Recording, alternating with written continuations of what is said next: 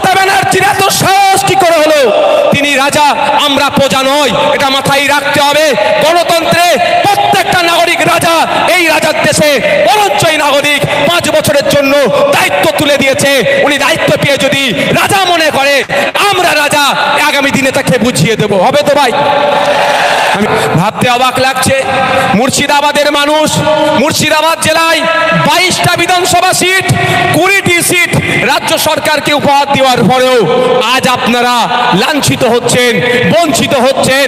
আপনাদের প্রতিনিয়ত মুর্শিদাবাদের মাটি গঙ্গা হককে চলে যাচ্ছে, পদ্মা হককে চলে যাচ্ছে, আর মাননীয়া শান্তির সাথে ঘুমাচ্ছে। কদিন আগে দেখছিলাম এবার নেপালে যে এই ঘটনাটা ঘটেছে, সেই জন্য আমার রাজ্যের মুখ্যমন্ত্রীর নাকি সারাদিন ঘুম হয়নি, সারা রাত তিনি ঘুমোতে পারেননি। নেপালের মানুষ মুখ্যমন্ত্রীকে ভোট দিয়ে, মমতা ব্যানার্জিকে ভোট দিয়ে মুখ্যমন্ত্রীর চেয়ারে বসায়নি।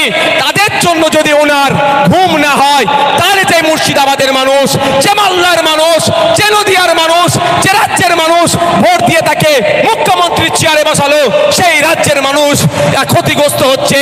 তাদের জমি প্রতিনিয়ত গঙ্গাবক্ষে চলে যাচ্ছে, পদ্মাবক্ষে চলে যাচ্ছে। তাহলে কিভাবে শান্তির ঘুম ঘুমাচ্ছে? তাহলে মানুষের সাথে, মুর্শিদাবাদের মানুষের সাথে, তারানগরের মানুষের সাথে, মালদার মানুষের সাথে, নদিয়ার মানুষের সাথে বিচারিতা হচ্ছে না ভাই? উনি নেপালের মানুষ, ওনাকে কোনোদিন ভোট দেয়নি, ওনাকে মুখ্যমন্ত্রী নেপালের মানুষ করেনি। উনি নেপালের জন্য চিন্তিত, সারা রাত ঘুমাতে পারেনি। আর যারা আপনারা ভোট দিয়ে ওনাকে মুখ্যমন্ত্রী বানালেন, তাদের জন্য উনি একটু চিন্তা করছেন না। কেন বলুন তো? মেঘ না চাইতেই পানি পেয়ে যাচ্ছে, মেঘের কি প্রয়োজন আছে? তাই আপনাদের বলবো, সামনের দিন আসছে, জবাব দেওয়ার সময় এসেছে। যখন ওয়াকফ নিয়ে সারা পশ্চিম বাংলার মানুষ, সারা ভারতবর্ষের মানুষ চিন্তিত যে ওয়াকফ নিয়ে কি হবে, ওয়াকফ নিয়ে কি হবে, সেই সময় মাননীয়া তিনি স্টেজ থেকে বললেন।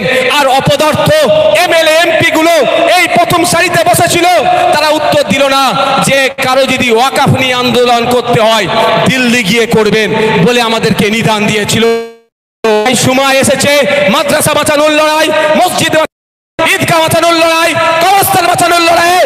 আমাদের পাশে যারা ছিল না, সময়ের সাথে সাথে তার জবাব দেওয়া হবে। হবে তো নাকি ভাই? কারা দেবেন? হাত তুলে দেখান, হাত তুলে দেখান। মমতা ব্যানার্জির এত সাহস কি করে হলো? তিনি রাজা, আমরা প্রজা নই, এটা মাথায় রাখতে হবে। গণতন্ত্রে প্রত্যেকটা নাগরিক রাজা। এই রাজার দেশে বরঞ্চ এই নাগরিক 5 বছরের জন্য দায়িত্ব তুলে দিয়েছে। উনি দায়িত্ব পেয়ে যদি রাজা মনে করে আমরা রাজা, আগামী দিনে তাকে বুঝিয়ে দেব। হবে তো ভাই? আমি অবাক হয়ে যাচ্ছি, মুর্শিদাবাদের মতো জেলাতে দাঁড়িয়ে বলছে ওয়াকফ নিয়ে গুলোগুলি করবেন না। উনি বলতে পারতেন যে উনি দায়িত্ব নিতে পারতেন। আমি ভেবেছিলাম হয়তো এবার মনে হয় ওয়াকফকে বাঁচাতে, সংবিধানকে রক্ষা করতে, সংবিধানের আর্টিকেলকে রক্ষা করতে রাজ্যের মুখ্যমন্ত্রীর নেতৃত্বে সারা পশ্চিম বাংলায় এক জাগরণী পদযাত্রা হবে। যে পদযাত্রায় তৃণমূল, আইএসএফ, কংগ্রেস, সিপিএম কেউ থাকবে না। সেই যাত্রায় প্রথম সারিতে মুখ্যমন্ত্রী থাকবে এবং শেষ লাইনেও যারা থাকবে তারা সংবিধান বাঁচানোর লড়াই হাঁটবে, ওয়াকফ বাঁচানোর লড়াই হাঁটবে। তার পরিবর্তে মুখ্যমন্ত্রী আপনার জেলায় দাঁড়িয়ে অপদার্থ এমপি এমএলএ গুলোকে সামনে বসিয়ে রেখে আপনাকে আমাকে জ্ঞান দিচ্ছে যে ওয়াকফ নিয়ে কেউ আন্দোলন করতে পারবে না। মানে সাহসটা কোন জায়গায় আপনারা দিচ্ছেন বুঝতে পেরেছেন? আপনারাই সাহস দিয়েছেন, ভোট দিয়েছেন। আপনারা ভোট দেওয়া বন্ধ করে দেবেন, আর কেউ চিনতে পারবে না, লাইট আর থাকবে না। আমরা আজকাল দেখছি শাসক বলুন আর প্রধান বিরোধী দল বলুন, তাদের সভা সমাবেশ করতে গেলে বিরিয়ানির প্যাকেট গাড়ি ভাড়া দিয়ে মাঠ ভর্তি করা যায় না, আর উল্টে ইন্ডিয়ান সেকুলার ফ্রন্টের ডাকে যারা উপস্থিত হয় গাঁটের টাকা খরচ করে তারা উপস্থিত হয়। ধন্যবাদ জানাই আপনাদের। আমরা আপনাদের দেখে লড়াই করার সাহস আরো বাড়ছে আমাদের।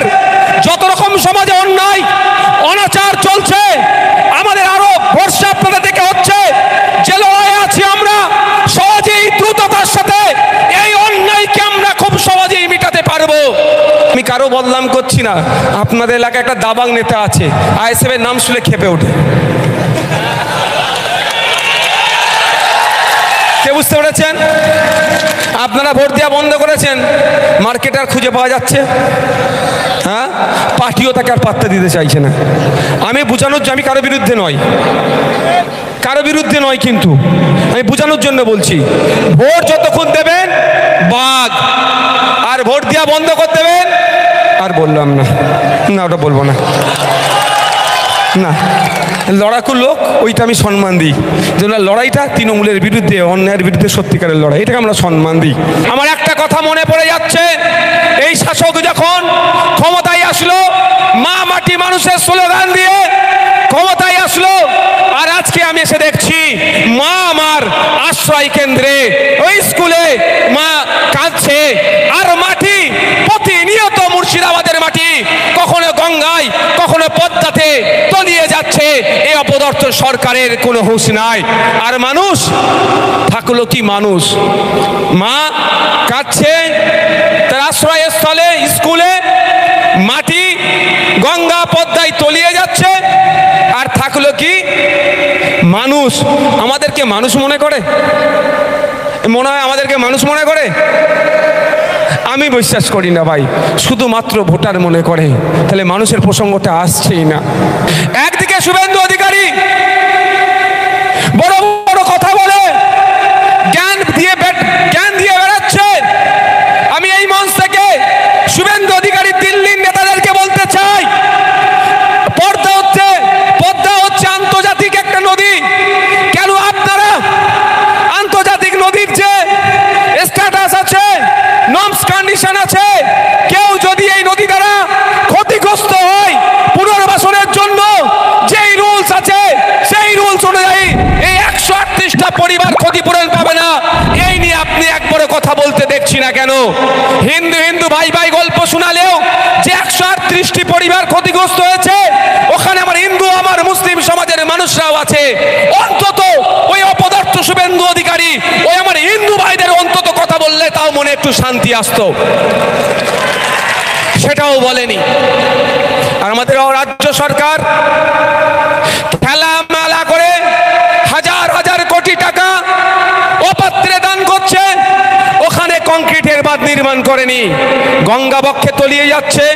মালদা, মুর্শিদাবাদ, নদিয়ার হেভি অংশ গঙ্গা বক্ষে, পদ্মা বক্ষে তলিয়ে যাচ্ছে, কোনো ব্যবস্থা গ্রহণ করছে না। আর উল্টো দিকে হাজার হাজার কোটি টাকা খেলামেলা করে নষ্ট করে দিচ্ছে।